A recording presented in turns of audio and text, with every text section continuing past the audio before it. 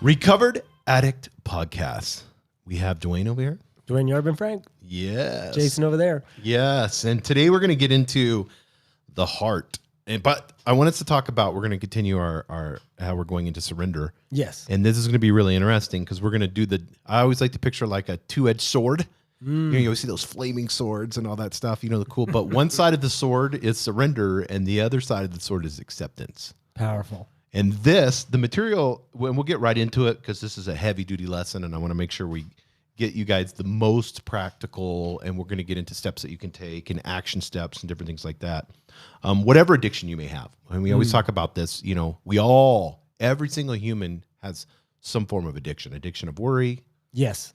To the mind, to being lost in the mind, addiction to alcohol, addiction to drugs, addiction to sex. All of them. All of the above. Money. I have all of the above. All the above. I don't One care big what it addict. is. I just want more. Yeah, exactly. Yeah. I have addiction to more. Yeah, Correct, for sure. Correct. So acceptance and surrender, the heart. Embracing acceptance may be one of the most challenging yet rewarding steps on the path to recovery. It asks us to face the truth of our addiction. Let's stop right there. And I want you to talk about this. This is so good. To turn and face the truth of our addiction. What does facing addiction look like? If you want to get some gold, often you got to slay a dragon. Yes. Something very special happens when I look at the parts of myself I don't want to see.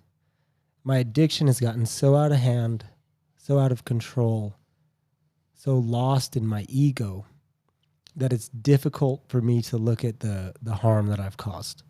It's difficult to look at how far I've gotten from shoes of inner being, from living a life that is honorable, from living the life that I wanted to live. I got very far from that, heading in the direction of my addiction. So it's very challenging to start addressing this problem. It's very challenging for me to turn towards the light when I'm used to turning towards the darkness.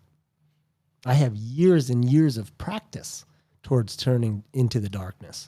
Yeah, but I mean, like facing the addiction. Yeah. I'm a coward to the addiction, so I run away and take the drugs. Yeah, very good. So I take the donut.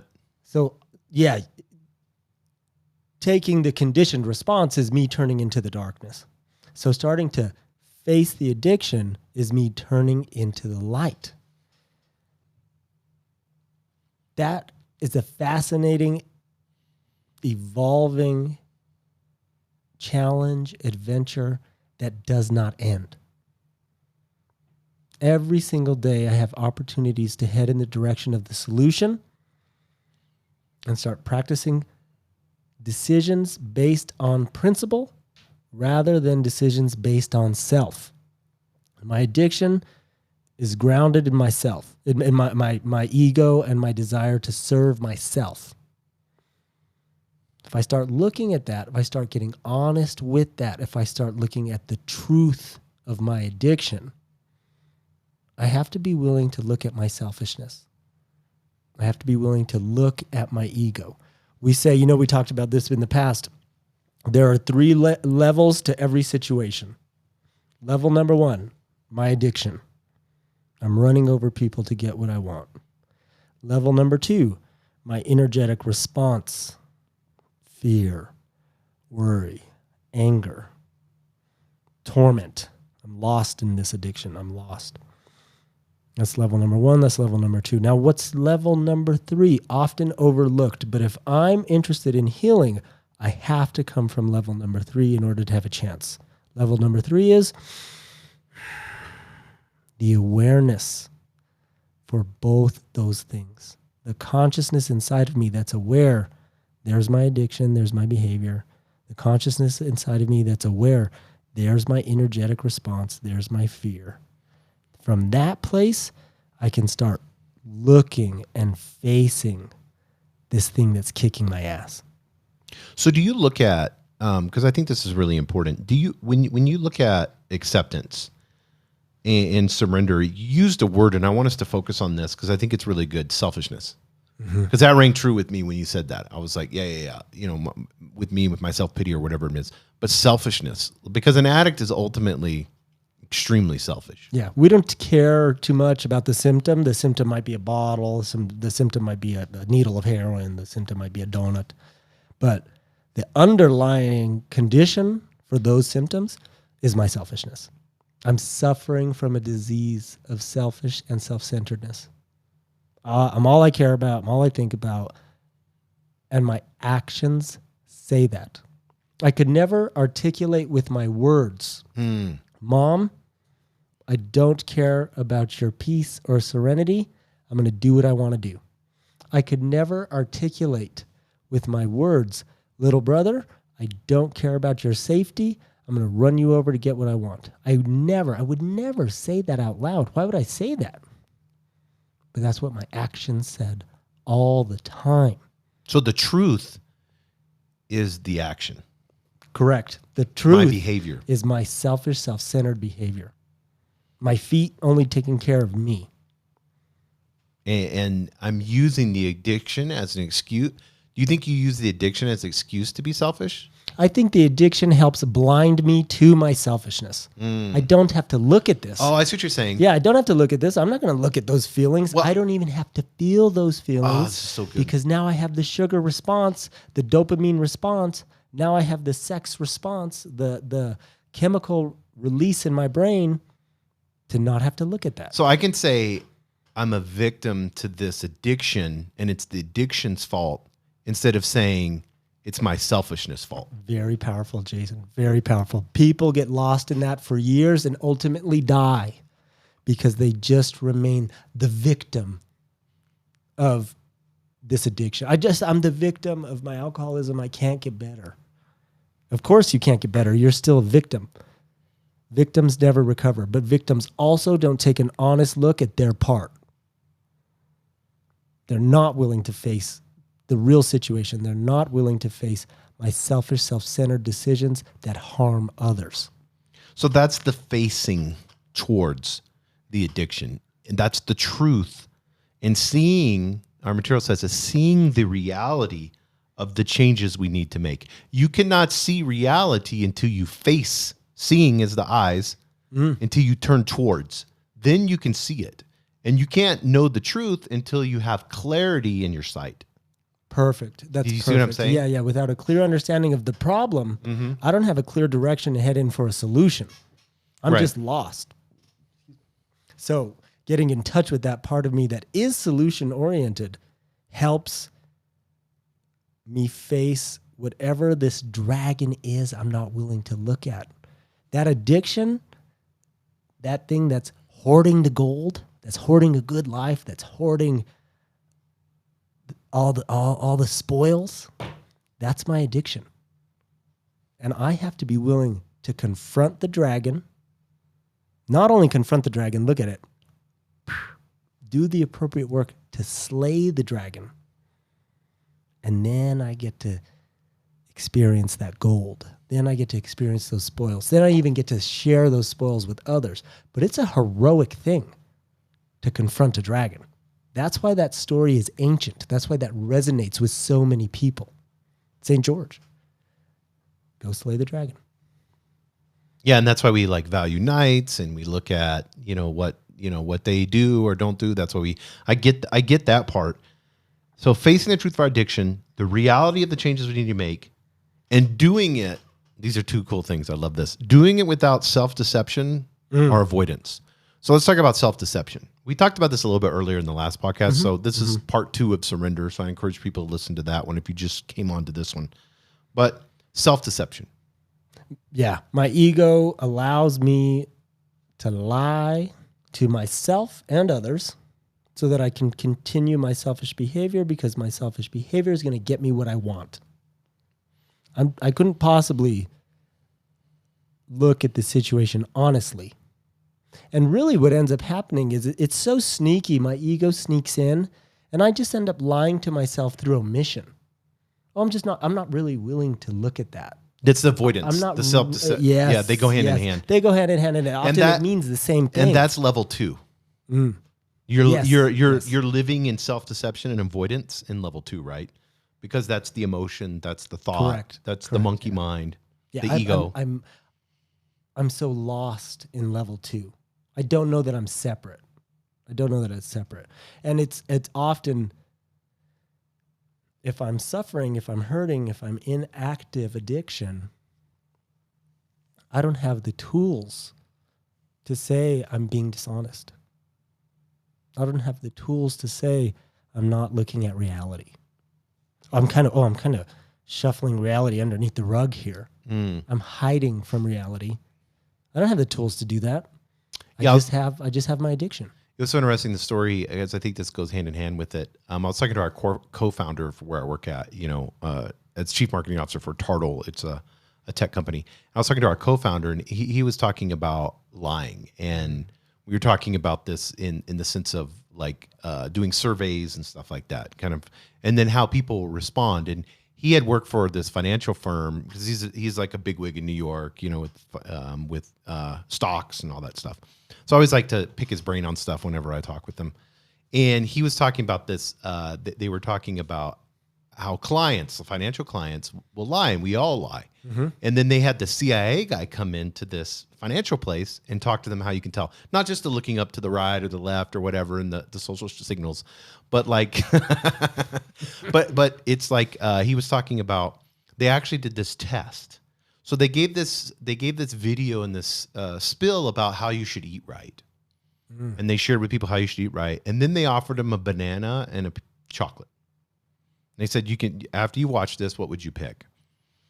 And then they just kind of did that and then had it offered and then didn't let people choose it on their own. It was kind of, they could walk into like another part of the room or whatever, do whatever they wanted to do. No one knew. And they knew that no one knew what they would pick. So then they did a survey and they asked the people, and everybody said that they got a banana. But they had a count of how much of the chocolate was taken, of course, and then how many bananas were left. And people still lied.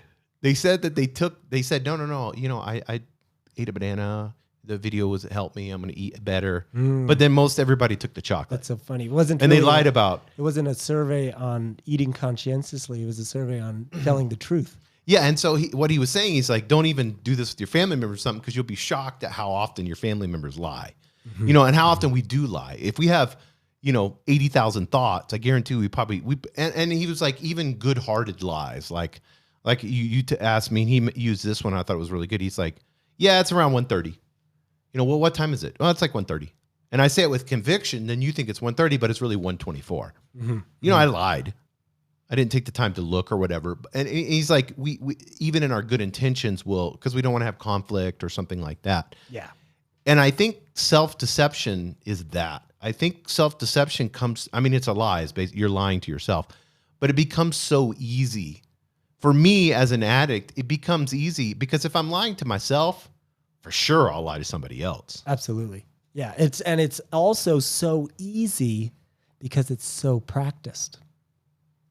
If I have 60,000 thoughts a day, right, and 58,000 of them are trying to attack the God-centered part of me, the God-centered part of me is the only part of me that's true. That's the only part of me that feels good all the time. That's the only part of me that's connected to source. Yes. So if the other 58,000 thoughts are saying, worry about spending money on spinach.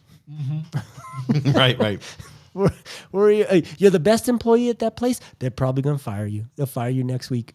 We used to have that talk all the time. Mm-hmm. I was the most high-functioning member of my place of employment, but I was constantly worried that I was going to get fired. Anytime the boss would say, hey, I need to talk to you, it'd be my heart would drop. Yeah. This is it. I'm getting canned. That's so, yeah. But so if the other 58,000 thoughts are trying to attack the part of me that's God-centered, those are lies too. Why is it so easy to practice self-deception? Why is it so easy to lie? Yeah, a little white lie here and there, but that's not really what we're talking about in our addiction. We're talking about not being willing to look at the truth. I'm not willing to look at the truth because my deception is so well practiced. And then the avoidance takes that's the next thing that's going to happen is avoidance, because if you're lying to yourself, you're going to avoid the truth. Correct. And so the truth could be lots of different things. The truth could be you having a conversation with your mom. Mm-hmm.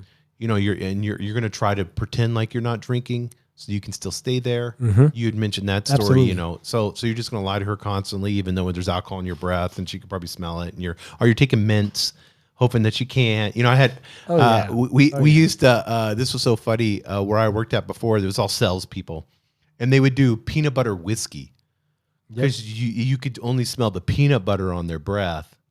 Oh, that's funny. You know, so they were like drinking all during the day and then doing this new peanut butter whiskey because I just gave an idea to some addict. I hope I didn't.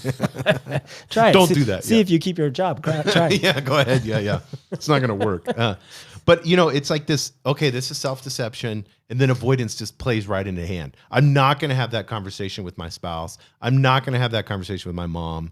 I'm not going to go there because if I go there, then I'm not going to go to my counselor because if I go to my counselor, he's going to shed truth on this. She's going to shed truth on this. You see what I'm saying? Yeah. The avoidance, you just have to skirt around everything. Yeah. You know, the avoidance walks hand in hand with this self-deception because I am ill-equipped to take responsibility.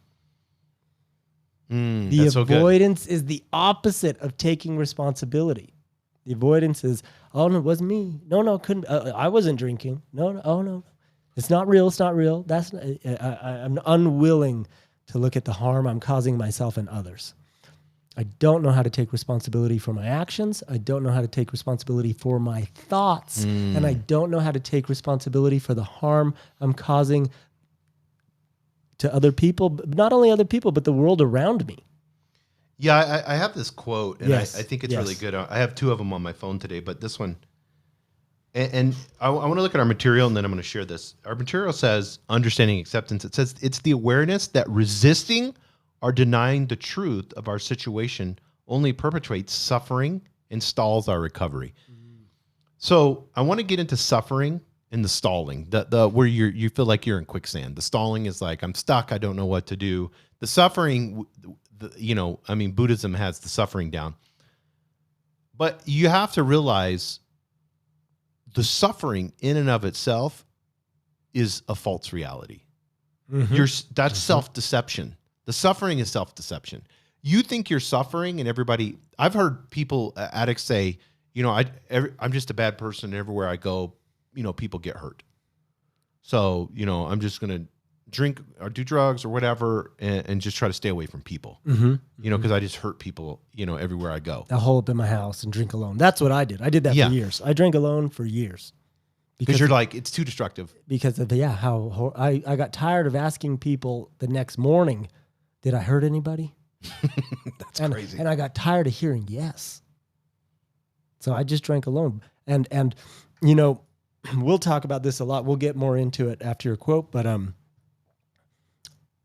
a spiritual path, not only am I interested in taking responsibility for myself, my thoughts, and my actions, but I'm so interested in taking responsibility. You and I share this. We will even say perceived suffering. Yes. I'm willing to take responsibility for the perception of this uncomfortable feeling, this uncomfortable thought. Is it suffering? Hardly.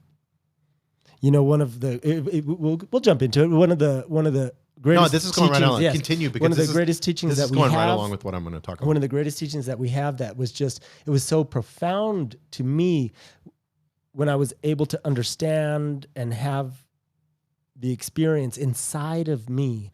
One of the oldest teachings there is to us, available for us, is Jesus on the cross. So this is a man, Jesus Christ on the cross, who's completely limited. He's nailed to a torture instrument. They stabbed him in his ribs so that, to see if he was alive. But he's bleeding out. He's slowly suffocating in his own blood. This is the depths of suffering, How is the torture instrument at the same time the symbol for the divine? That's one of the most recognizable archetypical symbols on planet Earth. Everybody has a cross. Everybody has a cross. Everybody knows what the cross means. Yes. How is the torture weapon suffering at the same time the symbol for the divine. What did Jesus say on the cross? He said a few things, but one of the things he said was, thy will be done. He brought a deep yes, a deep surrender to his perceived suffering. When I can bring a deep yes, when I can bring a surrender to my suffering, that's when God, that's when inner being has a chance to enter the situation and transform it. And it becomes the symbol of in my life that represents the divine. That's when God can come in and do his magic, because I'm no longer fighting. I'm no longer trying to force an outcome. I'm no longer trying to get my way. I've surrendered. I'm allowing the appropriate flow to come in. I'm surrendering that result to higher power. And we have a chance to recover. That's so good. How in the world is the torture weapon the symbol for the divine? It's the symbol for the divine because through the process of surrender, God can enter my life. Yeah, it's so good. It reminds me of a story. Terry Brock, it's an amazing story, and I'll share it real quick. Tara Brock, she's a spiritual teacher on podcasts I listen to. And she was sharing a story from a medical doctor, and this doctor would work with patients that were like suffering, perceived suffering after something major happened in their life. And so there was this guy that she was working with. She shares a story that he had all like different types of diseases and stuff like that, where eventually he had to get his leg amputated. Wow. But this man was a very angry man, young guy. He was a young guy, very angry. Just before he got his leg, he was angry. He every time he'd see the doctor, just full of anger. And there are people with their addiction, and you've seen it, where there's mass amounts of anger. Yeah, I had that. Yeah, so that's the level 2 we talked about before. But she asked him, so in one of the sessions, she was talking to him, medical doctor, and he had just got his leg amputated. He was just being angry and angry. He's like, well, for part of the lesson today, what we're going to do is I just want you to draw a picture of you, a representation of you. And in anger, he took a picture. He took she had crayons and stuff like that. And so she drew he drew a big vase, all kind of jagged and stuff, but like a flower vase. And then in the middle was this big, it was broken, like a big chunk taken out of it. And she took that picture and put it in her drawer and just kept it, and, no big deal. So he began to use alcohol, use drugs to try to cover up, this suffering that he had, because he only had one leg. But then he started to kind of get a little bit better. And one of the things that helped him get better, and this is really important, is he began to volunteer at the hospital to help other people that had amputees, younger people that had amputees. And so he would volunteer. And one day, and this is after he had began to heal. One day they were having problems with this one young girl. She was 21 years old. 21 years old, and she had to have both her breasts removed. And as a woman, that's absolutely horrific. Yeah, it's just absolutely horrific. It touches every part of, you being a woman or whatever. And she was not being responsive to anybody. She had gone to surgery and everything else, just not being responsive to anybody. And he'd come in multiple times to try to talk to her, and she wouldn't be responsive. She just was. So one day he decided, I'm just going to try this. I don't care. So he goes in there and he takes his prosthetic leg off. And so he just has this little nub there. And she's kind of watching him. And then he starts dancing around, or trying to dance. Just like hobbling, like it just looks pathetic. And he's just dancing, and just hobbling and dancing, and he's falling over and everything else. And then she starts laughing. And then he says, see? He's like, look. And he's like, I can still dance. I'm dancing. I feel good inside. The music, I'm dancing. Now you laugh at me because it looks kind of funny because I only got one leg and I can barely, but I can still dance. And she made a statement. She goes, well, I guess if you can still dance, then I think I can still sing. And that was her thing. She thought because, her breasts were taken off that she wouldn't be able to sing, and that was her passion or whatever. And it's so interesting because they eventually got married, which is funny. Oh, no way. In the story. Yeah. But 2 years later, he was coming to see this doctor, the doctor that had helped him in the beginning, that he drew the picture. And she just happened because he had healed him, healed and, recovered addict and all that stuff. Wow. And she brought the picture out and gave it to him. And he's like, let me see that picture. And he takes the picture. And where the big jagged is apart, he takes a yellow crayon and he just begins to put lines all over it, coming out.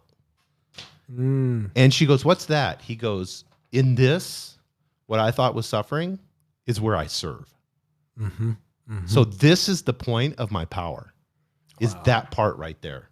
He goes, that's who makes me be able to what I can come and help people and do the things that I need to do. And I thought it was interesting, the story, but this quote, it's a Buddhist quote. And it says this, and this is an affirmation. This is so good, bro. May whatever arises serve the awakening of wisdom and compassion. May whatever arises serve for wisdom and compassion. Yeah. And you think about that and it's like, there's no suffering there. There's no bad situation. My perception of this situation, that's horrific. That's horrific. That might be what someone needs to go through in order to have their awakening and start letting God shine in their life. For the gentleman with the hospital story is powerful. I'm not, when I'm drinking and dying in my addiction or I'm suffering in my selfishness, I don't really have a good purpose. I don't really have a good reason to get out of bed in the morning. It's like, it's tragic. Oh, I woke up again. It's like a tragic existence. When we get plugged into spiritual program and we start living a life worth living, God willing, we find out pretty early on, when I'm of service to somebody else, I start to receive purpose in my life. I start to transcend my suffering because I now have responsibility. I start to transcend this perceived hardship because I'm now offering something to somebody else. Again, another huge paradox in recovery here. When I start to give of myself, I started to like the man I was. When I'm behaving in my ego and my self-centeredness, I'm ashamed of that man. I don't want to be that type of man. So for some reason, when I'm of service and I give of myself, God seems to like it. Where does God live? In my belief, in my heart, in my practice, it's the God-centeredness inside of me. So the God, who likes it? Mm-hmm. The part of me that's connected to source. I start to feel comfortable in my own skin because I'm giving to others. I'm being of service to others. I now have a purpose. And that can be the driving force for my whole life, to be of service to others. Yeah. Rumi, we've all heard of Rumi. He had this quote, and I think it's so interesting. He says, don't turn away. Keep your gaze on the bandaged place. That's where the light enters you. Isn't that good? Powerful, powerful. I have a God-sized hole in the middle of me. And I tried to fill that hole up with alcohol. I tried to fill that hole up with money. I tried to fill that hole up with women. None of it ever worked. No, none of it. I had to place God inside of that hole that I was trying to fill up with all these substances, all these outside things to make me okay.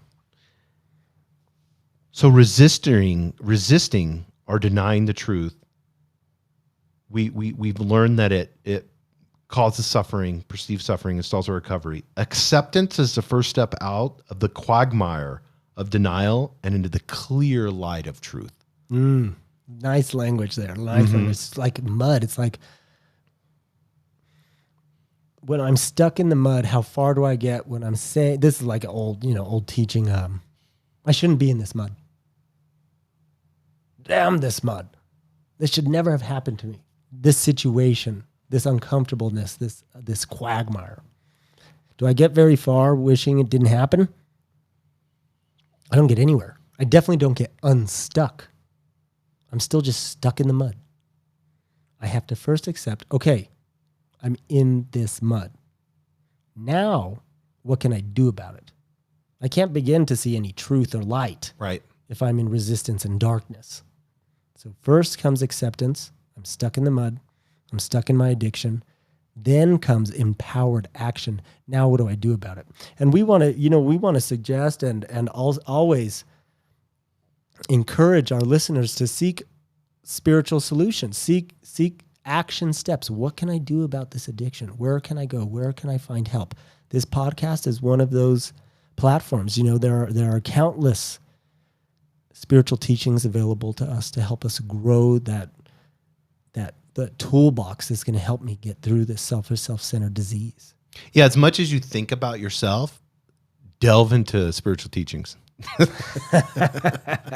Consumed, Another way to say consume that is, if as serious as I was in my addiction, how often did I seek my addiction? Well, I sought that thing every day, all day. So how serious do I need to be in my recovery? I need to seek that every day, all day, every day. Come to find out, my recovery is adoption of responsibility. My recovery is, how can I be of service? What can I bring to the table? Instead of, what are you holding for me? Yes, I love that. That's so good. And it says this, and I think this is very interesting. When we accept, or when we fully accept the reality of our addiction, we see clearly the necessity for change. Acceptance tears down the walls of denial and reveals the extent to which our lives have become unmanageable due to our addiction.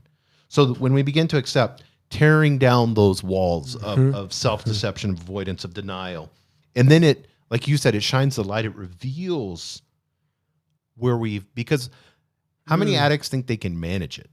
All of them. Every addict thinks, I'll figure this out. Yeah.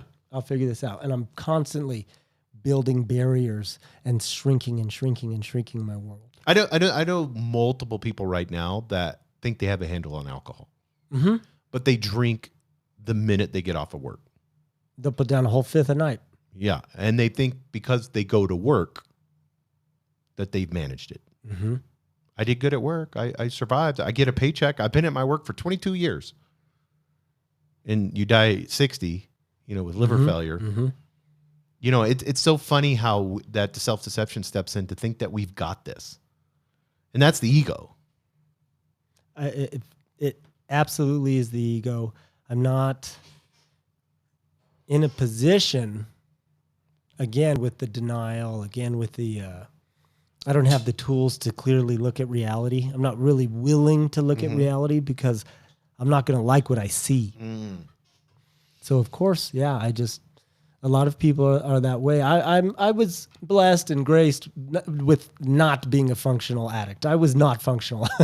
I've never been sneaky my entire life. When I was drunk, I would fall down drunk. Everybody knew. And it's probably, I'm grateful for that experience because I don't think I would have survived 40 years of drunkenness.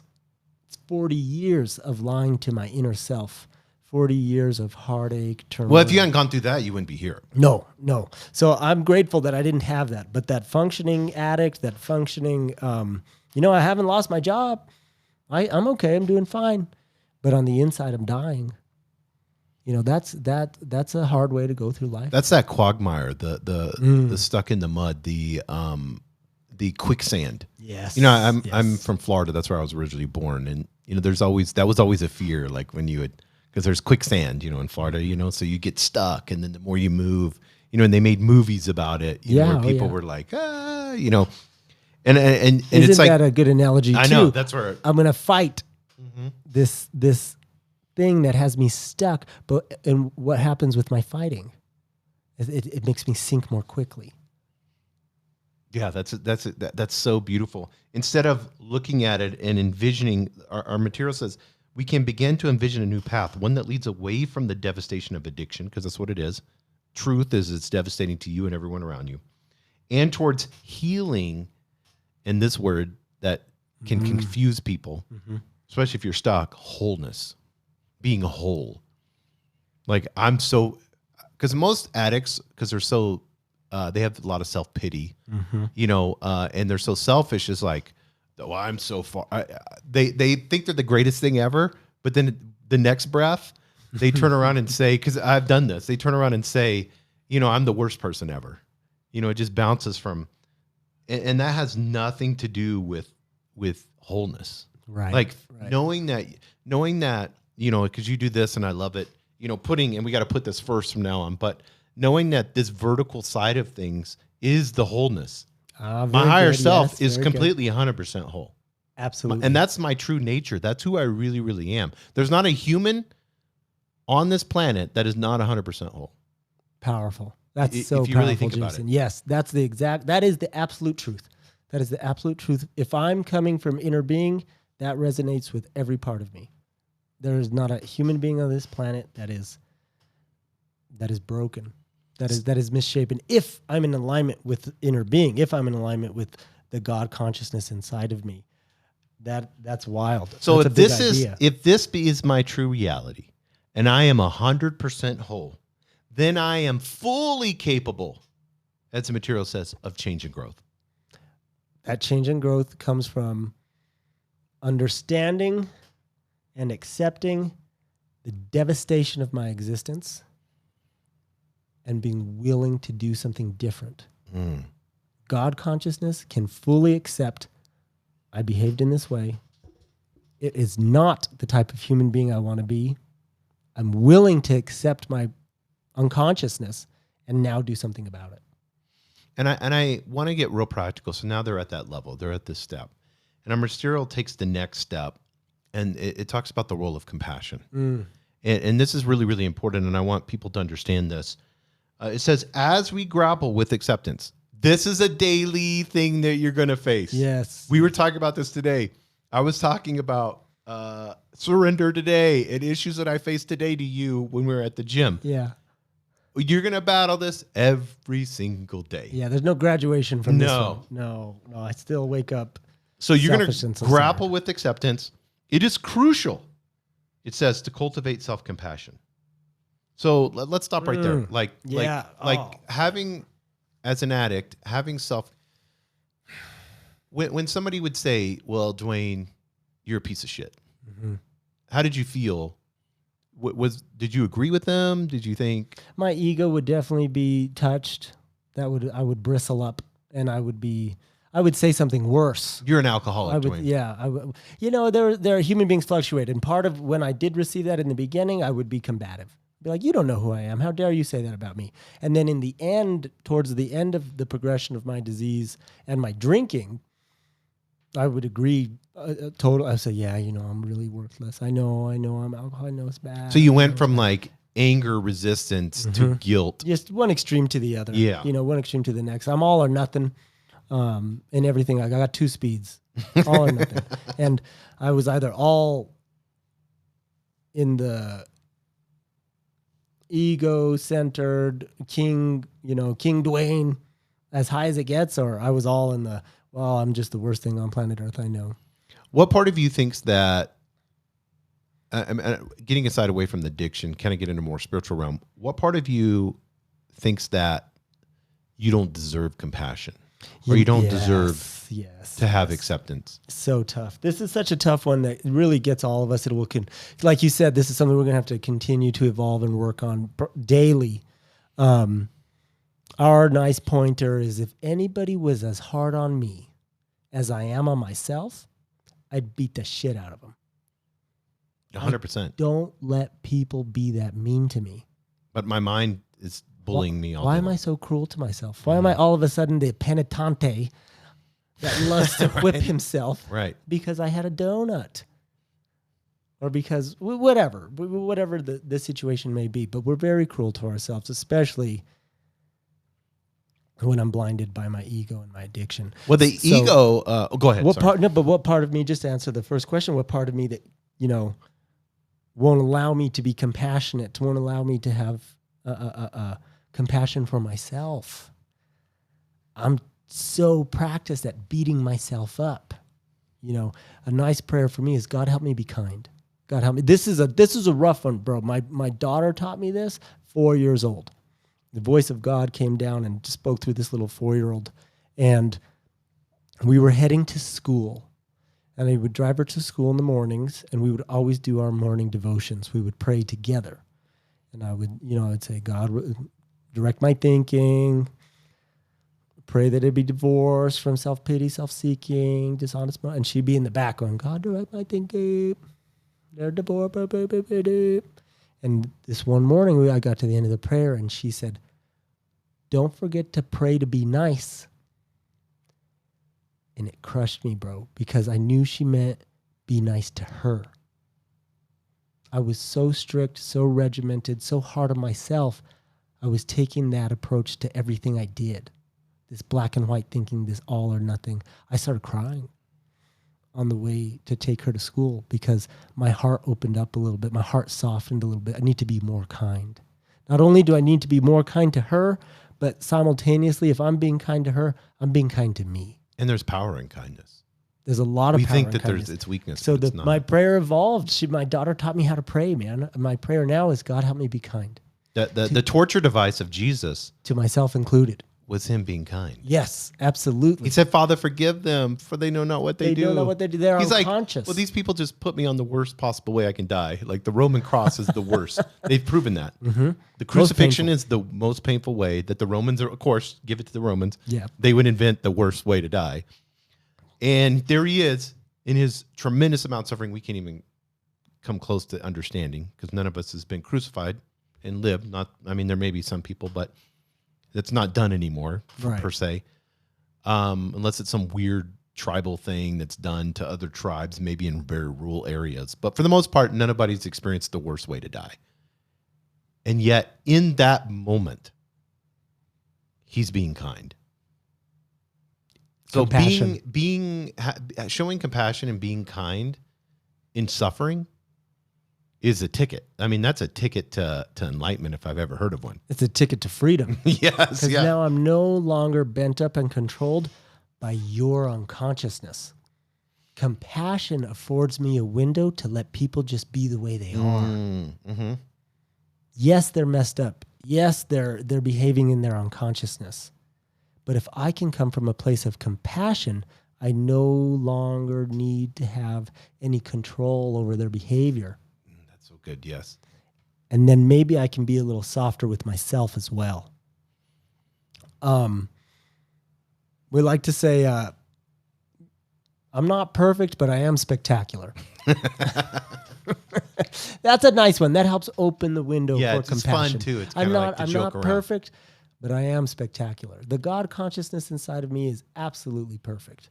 That's whole. Yes, that's wholeness. Yes. Yes, the God consciousness inside of me. The Greek etymology, you remember, for perfect just meant whole. So when I'm coming from vertical dimension, when vertical dimension is forefront, I already am that. You already are whole. You already are perfect. So I need to be, I don't need to do anything, but our hope and direction is start practicing putting vertical dimension first. How many opportunities do I have to put vertical dimension first? I'm going to have to go interact with my wife after this. I'm going to have to interact with my son after this. I'm going to have to wake up in the morning and see clients after this. Those are all opportunities to put spirit first, to be of service first, instead of putting ego first, instead of getting stuck in the quagmire, because none of you are behaving the way I need you to behave in order for me to be okay. Zero compassion, zero acceptance. It's delusional, and it feeds my ego, and it feeds my addiction. And the ego side of things, when we slip into this self-blame or guilt, like the material talks about, it allows us, and we need to understand this. Maybe people don't understand this, and it took me a while to figure this out. My ego plays 3D chess on me. It's playing like 10 boards at the same time. So my ego wants to take control. That's what it wants to do. This side wants to be in front from this. So what I begin to do is my ego already knows the moves ahead. So if it gets me to give into me to feel like I'm suffering, if it gives me to give into an addiction, then it gets to play the control game afterwards. And how the ego plays the control game with me is self-blame and guilt. Very Look good. at you. Yeah. You piece of shit. Yeah. Why the hell did you do that? And you call yourself this and this, and you think you're so great with this and this. Look at this. Yeah. It had already figured that out. It got me to cut deals with self-deception so it could do that to me and then take control of me. So, so I have to nip it in the bud right off the beginning. Like you've talked about this. I got to cut the snake's head off. Yeah. Yeah. Let's jump into that. That's if I'm in a resentment, we'll use the analogy for resentment, but it works for most things, self-pity, anything like that. I have to be in the ego. In order for me to be in the ego, I have to be in my mind. So I'm not present. I'm not in the shoes of inner being. I'm lost in my mind, usually in fear, anger, or resentment. Resentment, let's use the analogy for resentment. The 4 steps to resentment, when a spiritual teacher taught me this, saved my life.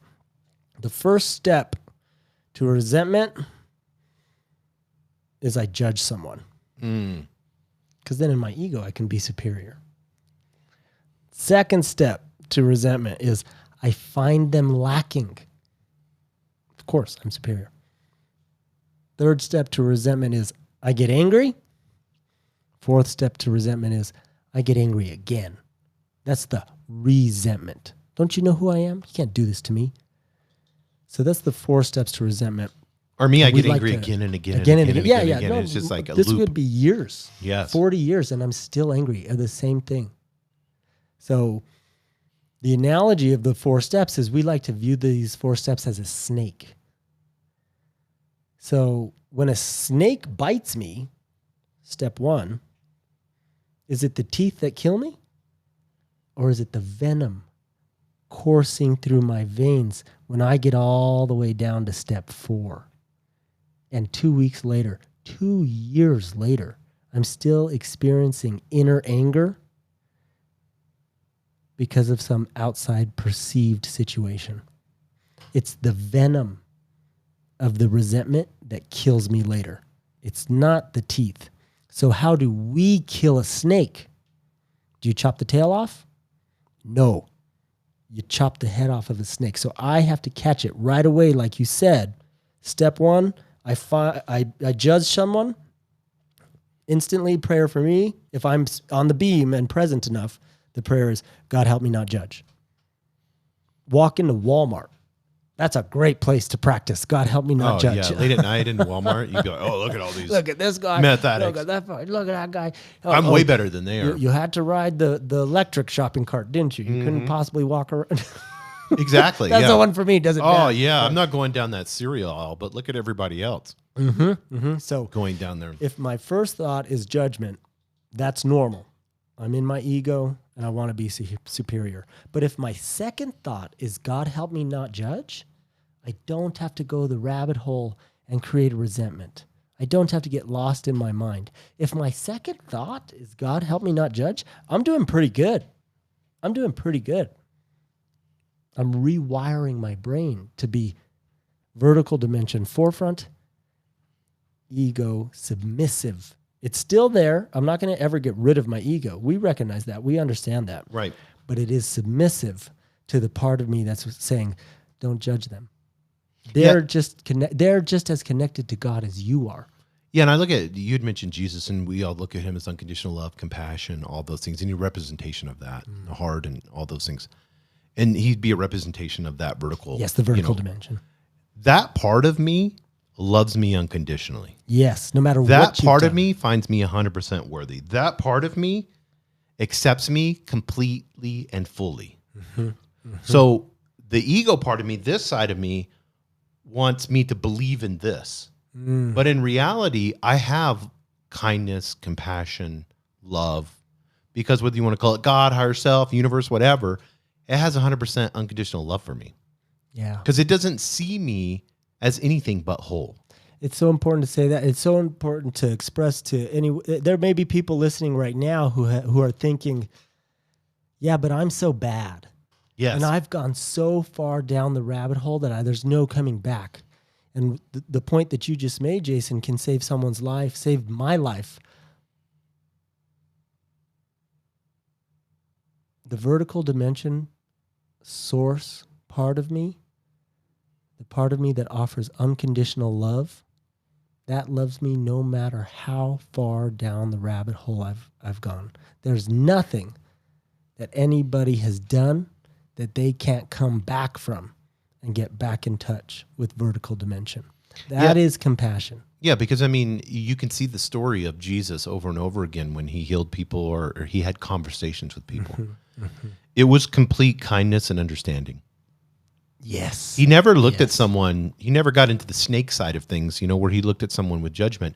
And it's the same. That's Christ consciousness. It's the same that's in you. That is inside of you. That part of you, you may not believe in yourself, but your higher self believes in you. Absolutely. 100%, because it's gone, my personal belief, it's gone through millions of meat suits to evolve your consciousness to this level. And all it's thinking is like, oh, silly you're just learning a lesson. There's just a lesson you have to learn. And it's just going to evolve you and make you a better person over many meat suits. And when you have that macro perspective and you look at it from that point of view, then you can see a Jesus or a Buddha or any of these figures, and you can look at them and be like, oh, that's just an example. Yes. That's an example. Like Jesus' example to show kindness to myself, because he looked at somebody in their conscious state, their full conscious state. He saw them completely whole. Yes. And with his teachings and stuff like that, people would understand it and see it in and of themselves. But this deep understanding of knowing that you're whole, that will give you such tremendous amount of peace. That will quiet the chaos, that's the craziness that's going on inside of you.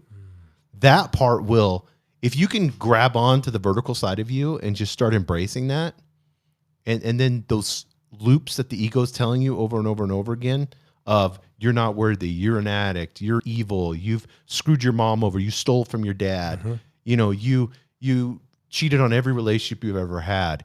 The minute you get stressed out, you can't not go through a McDonald's drive-through, and eat the ice creams and the shakes and the Dunkin' Donuts or whatever. See, look at you're a fat piece of shit, Jason. You're this, you're that. Yep. That's not what my higher self sees. Higher self doesn't see that at all. Ever. They saved my life when I came in, and I was so broken. And it's important that we say this. This is our message to our listeners today. There's no room for shame and guilt in this deal, because I don't feel shame and guilt for what you've done. There's nothing you've done that can take you so far that you can't come back home. That's 100%. You can always come back home. There's no room for shame and guilt, and no matter how poor the behavior has been, because I don't feel shame and guilt. It's the prodigal son. You have not affected my vertical dimension whatsoever. My vertical dimension still has unconditional love for me, no matter how bad I was. And that's the same for everybody. And you can call out to it through prayer, meditation, whatever, and it's there. Accepting, loving, caring, embracing. It's there for you. But you have to get past your ego and do the surrendering and acceptance. And I want to close in this last part here, because I think this is really interesting, our lessons. It says, and this is very practical, the last part, acceptance as a continuous practice. Acceptance is not a one-time event, but a continuous practice. As we navigate, keyword, like a GPS, as we navigate our recovery journey, we will continually encounter aspects of ourselves and our addiction that we need to accept. For me, Duane, this has been an onion. Oh, yeah. I pull back one layer and I'm like, oh, you little self-deceptive ego bitch. Look at this. Your high self-pity right there. Yeah. Look at, judgment. You thought you were so good. And then the next thing you know, you see you were homeless, but you're so quick to judge the homeless now. You get a little dead president paper in your wallet, and now you think you're, that's so now funny. you think you can judge, and you were there. Yeah. You were the same exact. There was no difference. And Jesus saw that. Here's Jesus, the most celebrated person in the world, by far. I mean, whether you believe in him or not, or you think it's a story. We don't care. The Bible's number one book. Hands It's New York Times bestseller. They don't even put it on there because it's the number one book. It's sold for hundreds of years. The Bible, whether you believe in it or not, it's great to study it and understand it, all the spiritual teachings. And this one is so good because the aspects of ourselves and our addiction, the acceptance of it, and it says this, each moment of acceptance strengthens our surrender and deepens our healing. Each moment. That's good. Each moment. So I'm offered how many thoughts a day? 60,000 on average. That means I have 60,000 opportunities to practice acceptance. What does that practice of acceptance do? What is that doing for me? Why would I want to practice acceptance? It's strengthening the ability for me to surrender to reality, surrender to vertical dimension first, which promotes my healing, which promotes my journey back home. And like you said, like this onion, like it gets deeper and deeper and deeper. But at the beginning, not dying drunk is a very good thing to recover from. Right. Like that's in your face. It's blatant, and this is where you need help. Now, 13 years later, it's my fear. My fear keeps sneaking in. Fear about money. My desire to be a leader, my prestige, my ego keeps sneaking in. So I'm just pulling back these layers and layers, but there's still work to be done. There's no graduating this selfish, self-centered deal. I still have to practice as often as I possibly can this acceptance that I need God in my life, that I need source in my life, that I need spiritual tools in my life. This surrender that when I'm allowing those things, when I'm surrendering and not fighting reality, I'm just allowing life to unfold for me rather than against me. I'm heading in that direction of healing. I'm heading in that direction of hope. I'm heading in a direction of a life worth living. I didn't have that before when I was in my active addiction. I didn't have a way of being compassionate with others, and especially not with myself. And today I like the man I am. Today I feel good in the skin that I have. And that's a fascinating journey that continues to evolve. This adventure, this doesn't ever have to end. That's another beautiful part of a recovery journey, is I can continue to seek for the rest of this meat suit and beyond. One of the stories we really like is kids hunting for Easter eggs. Mm-hmm. So kids love hunting for Easter eggs, especially when they're little. And it's almost like a little piece of treasure, like finding gold. And they even have like a golden egg. We do that in my family all the time. We stash some cash in there. Or the chocolates and layered in gold. Yes, yeah. and it's a race to see who could find the golden egg. How long will children look for Easter eggs? Oh, hours. Well, they'll look for as long as I tell them there are more eggs out there to be found. Yes, there you go. So they're continuing to look for these little gifts, for these little treasures, because they believe there's more out there. Through the process of surrender, through the process of healing, I'm afforded the opportunity to start to view my life in the same way. How many gifts are out there for me to find?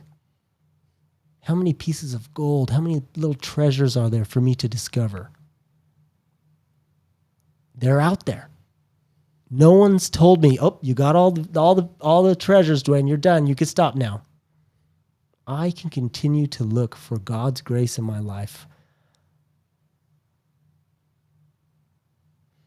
for eternity. Yeah, and it's so good. I like that. And we'll close in this. I always look at like hiking as kind of the journey. It's like, why do I hike? I always ask myself that. I'm basically doing cardio for like 2, 3, 4 hours. I would never get on a stair stepper. No. I've told you this before, and do cardio for 2, 3, 4. What's causing me to go to seek out a hiking trail, to go on a trail and take 2, 3, 4 hours to get to the top? Mm-hmm. And it's a challenge to get to the top. Yeah, that's a fun game, and we can play that game in life. But it's like some of the trails are easy. Some of the parts of the trails are hard, but it's always those difficult little switchbacks that you go on, and then you turn around a corner, and then there's this amazing, breathtaking view of creation. And it's just so beautiful, and you stop. You kind of catch your breath and drink a little bit of your water. You're trying to ration your water, and you look, and you're like, oh, my God, this is so beautiful. And it's the same way in life. You're going to have, and with there's some people out there right now, they're in that hard part of the hike. Mm-hmm. It's like straight up for them, and they're going. But I guarantee you, if you begin to practice if you begin to understand these spiritual teachings and you begin to put them into your life and practice them daily and just surrender that you're on the trail and this is what it is. But there are beautiful moments. There's moments where you can look at your son and say, I'm able to train him spiritual teachings. Yeah. I didn't get this as a child, but since he popped out of the womb, you and your girl have been teaching spiritual teachings to him. Yeah. Imagine how much more of, and then how many addicts have you helped, and how many people have you shared? You know, the Bible talks about, and we shared it earlier, when you sow those seeds, when you sow spiritual teachings, and when you're helping others, sometimes it gets caught up in the weeds. Sometimes it talks about that, but sometimes the seed hits in good ground. Mm-hmm. And then you've been a part of that. And that's, to me, that's the part of the hike where I get to see the beauty. Yes. You know, when I get to the top, I'm dead, and I move on to the next meat suit. But I want to be on the trail. Yeah. I want to be on that path. I want to be on the spiritual path. And yes, it's hard, but I don't want to be reactive to my ego mind, because there's something that transcends all of that. And it's eternal, and it's God, it's the universe, it's source, whatever you want, higher self. But that's the beautiful part. That's the part that makes me want to stay on the trail. That makes me want to move and go. And helping others is so underrated in your recovery. And we know that over and over again. And maybe you can close on that. How can somebody heal by helping someone else? That was a beautiful analogy about the hike and the God's creation and getting to experience, whether it's hard or beautiful, at least I'm on the trail. Right. And when I'm helping someone else, at least I have a direction to head in. I have a direction of service. And the part of me that's interested in being of service to others is not the part of me that's ego. It's not the part of me that's feeding my addiction. It's the God-centered inner being that feels good and feels present when I'm being of service to somebody else. When I'm being of service to somebody else, I am not simultaneously thinking about the bills I have to pay in 2 weeks. Right. I'm not simultaneously thinking about the fight I had with my girlfriend. I'm present. In the present moment, that's when I get to touch inner being. That's when I get to come home. That's when I get to experience the beautiful hike. So being of service to others is an excellent tool that we have that brings us to the present moment. And in the present moment, I can start honoring the part of me that's really me. Yeah, and I think some people are out there right now. How do you serve others? And that's just a quick question. And I just want to share something really quick. Maybe you need to call your dad up and say, Dad, I'm not going to come into the house because I'll steal something. But will you leave the lawnmower outside? And I'm going to come over and I'm going to mow the lawn. And you can come out and talk to me if you want or whatever, but then I'm going to leave. Wow. Acts of service. Like you'd mentioned that, taking out trash. Throw the trash. You know what? If you're living somewhere and you've been the tornado ripping through their life and behaving selfish and self-centered, take the trash out. See how it changes the energy in the environment. Clean the bathroom. See how it changes your perception and other people's perception. Yeah, it's so beautiful. Well, this lesson 2.2, acceptance and surrender, I think is going to help a lot of people. And we would love to hear your comments. So you can DM us we're at Recovered Addict Podcasts on Instagram, also on YouTube. We get some comments. And when we get enough, we're going to do a whole show of Q&A and we'll get your questions. But this is a community, so we want dialogue. We want you guys to share. And if you disagree with something, maybe we didn't make it clear. And so we need to... Yeah, we'd like to hear about that too. Yes, yeah, we need to talk and make it clear. And it's not us having the answers. It's just you having the answers that's inside of you. Yeah, you walk around with a solution already. It's just about getting in touch with that.